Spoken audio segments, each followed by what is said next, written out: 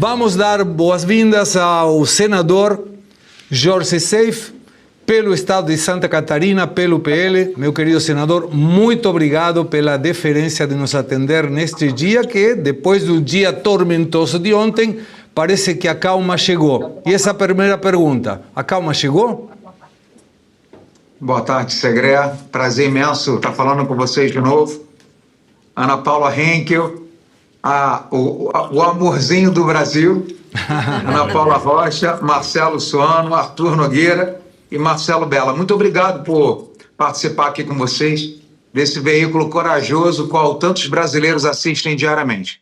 Eu não creio, Segré, que a paz ainda chegou, porque hoje a política é feita de pactos, de palavras, de compromissos. Foram feitos compromissos, inclusive antes das eleições do presidente Hugo Mota e do presidente Davi Alcolumbre, compromissos que foram feitos e não foram honrados, né? E agora nós estamos num episódio mais belicoso, mais conflitante entre a oposição e as presidências, não vou nem falar contra os governistas, mas contra as presidências que, lá atrás, em conversas diretas com o presidente Jair Bolsonaro, se comprometeram. Olha, eu vou pautar a anistia. Se passar ou se não passar, não é problema meu, mas eu vou pautar. E passado o tempo, as coisas estão escalando, nós estamos vendo senadores da República, o mais alto cargo do Legislativo brasileiro, sendo atropelados. Nós estamos vendo um ex-presidente que está sendo investigado, mas sendo tratado pior, muito pior, do que um criminoso condenado. Lembrando a vocês que pedófilos, assassinos, traficantes, todos esses têm direito até à visita íntima. Eu costumo dizer, Segré, Elias Maluco, Marcola, Fernandinho Beiramar e o próprio descondenado Lula, enquanto presos, falavam livremente com a imprensa e traziam informações, inclusive a tal conversa cabulosa com membros do PT. Nós não esquecemos. Então agora nós estamos num segundo momento onde nós, em um momento realmente de obstrução, inclusive com tomada da mesa do Senado e da Câmara, isso nos custou praticamente 3 noites de sono, são modus operandi que nós não gostaríamos de tomar, no entanto, após tanto tempo de promessas não cumpridas, nos forçam a impor nossos mais de 300 assinaturas em prol da anistia na Câmara e também, hoje, mais de 41 votos, 41 assinaturas, melhor dizendo, no Senado Federal, pelo impeachment do que eu entendo como ser o maior ditador do Brasil, o homem que jogou o nome do Brasil na lama, ao lado das piores ditaduras, ao lado dos piores violadores de direitos humanos, ao lado dos países que são considerados eixos do mal, inimigos da democracia, graças a Alexandre de Moraes, oi, moral, que eu não falo isso com orgulho, mas o ministro da nossa Suprema Corte, Segré, hoje foi sancionado com uma lei Magnitsky, que é uma vergonha para o Brasil. Agora, senador, já tem 41 assinaturas. Pressupomos que são 41 votos no eventual pedido de impeachment. Com esses 41 assinaturas, o presidente do Senado Alcolumbre tem alguma pressão diferente de quando tinha 39 ou 40? Ele pode pautar, ele deve pautar ou é uma questão que ele resolve? A prerrogativa, Segré, é 100% do presidente Davi Alcolumbre, infelizmente. Mas a pressão muda. Para que vocês entendam, Segré, nós tínhamos 32, durante um ano, praticamente um ano, nós tínhamos 32 assinaturas. Para conquistar uma assinatura era assim, uma guerra nuclear. 32 assinaturas durante um ano. E nos últimos 2, 3 dias nós conseguimos mais 9. Sabe o que significa? 2 coisas. A primeira, e já quero parabenizar e agradecer o povo brasileiro e o povo catarinense que foram às ruas. Mesmo com sensação de impotência, mesmo com sensação de que nada muda, de que nada renova, mesmo sem a presença do presidente Bolsonaro, mesmo com as sanções absurdas contra o presidente Bolsonaro, o povo foi às ruas em mais de 600 cidades. Então, isso mostra 2 coisas, na minha leitura. A primeira, a pressão do povo nas redes sociais e nas ruas funciona. Funciona, porque nós conseguimos direta já, conseguimos o fora Collor, o fora Dilma e conseguiremos o fora Moraes.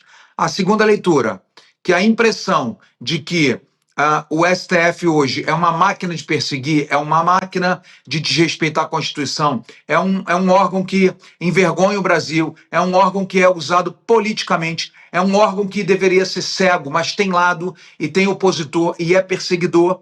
Então, essa impressão não é mais só da direita bolsonarista, não é só do centro-direita, mas contabilizamos hoje 9 partidos políticos, grande maioria do Senado Federal, que, inclusive, PSB, Partido Socialista Brasileiro, MDB, base tradicional de Lula, União Brasil, que tem ministério, PP, que tem ministério, Republicanos, que tem ministério, Novo, PL e outros mais que talvez agora... PSD, que tem ministério no governo, ou seja, mais senadores e mais partidos, mesmo com todas as benesses de estar no poder, estão vendo os arbítrios, os abusos e os atropelos de Alexandre de Moraes. A pergunta de Marcelo Vela.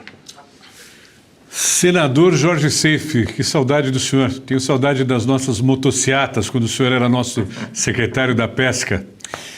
Senador, a minha pergunta é simples. Se o presidente Davi Alcolumbre, do Senado, não pautar o impeachment do ministro Alexandre de Moraes, o que os senhores vão fazer?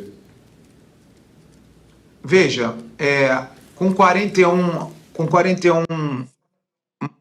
assinaturas, Marcelo, o cenário muda porque já não é só o Jorge Seife, já não é só o Rogério Marinho, nem o Girão cobrando o Alcolumbre. São 41 senadores. Então, o clima político intracorporis dentro do Senado Federal muda. A segunda questão, que realmente é uma prerrogativa dele. Nós não temos escrito em nenhum lugar da Constituição, né, nem o rito, nem no regimento interno, de que isso possa ser transferido para o plenário como deveria. Então, nós temos pouco a fazer, senão eu creio que naturalmente virão pressões nas redes sociais, pressão da imprensa e pressão das ruas. E a minha grande esperança, se nada acontecer nesse primeiro momento, eu quero lembrar-lhes de que nós estamos muito próximos de 2026, ainda que para todos seja tardio, né? Seja tardio, seja uma medida atrasada, seja temerária. 2026 nós contabilizamos já entre 41 e 48 senadores do espectro centro, direita e direita. E isso reconfigura completamente o parlamento. Presidente Bolsonaro, eu tenho falado isso há mais de um ano, talvez há 2 anos, de que em 2026 seria a grande virada da direita brasileira.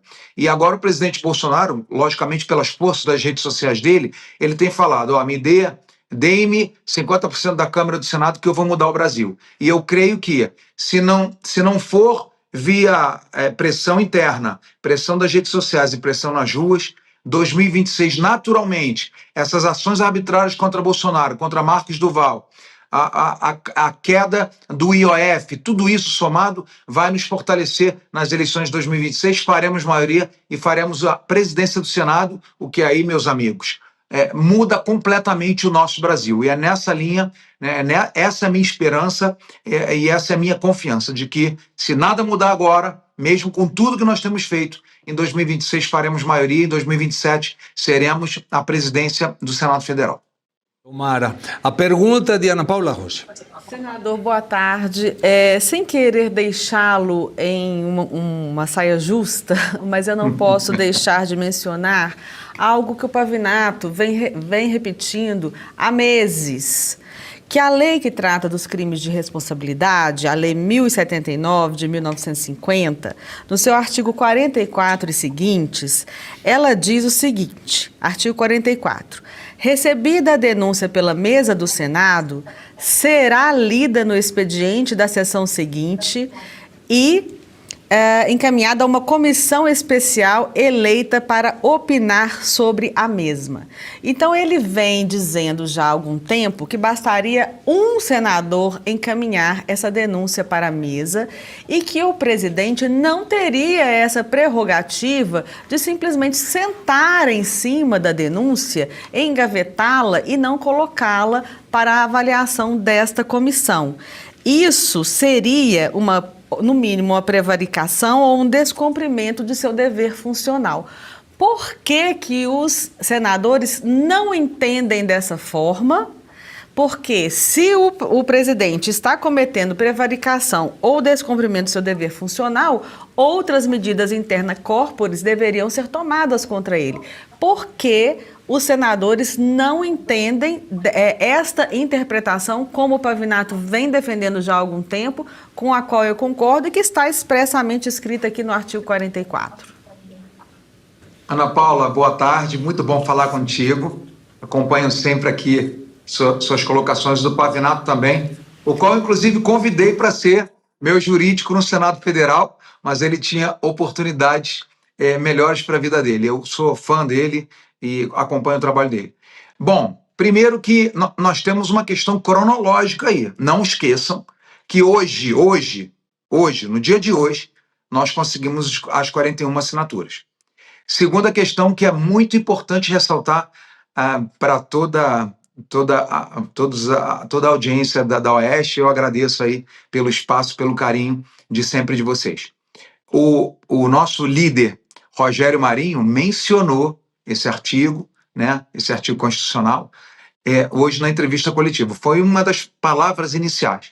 Então, como dizemos popularmente, Ana Paula, tem muita água para rolar debaixo dessa ponte. Hoje é o dia 0 de 41 assinaturas. Hoje é o dia 0 da maioria do Senado Federal. E daqui para frente, outras medidas poderão ser tomadas. E a partir daí, tem consultoria, né? Tem consultoria jurídica do Senado, tem regimento interno, tem Constituição Federal, tem uma série de ferramentas legislativas, por assim dizer, para nós utilizarmos. Mas hoje, quero até, se vocês não viram, se vocês não acompanharam, as palavras do senador Rogério Marinho, líder da minoria no Senado Federal, ele mencionou exatamente o que você acabou de nos dizer.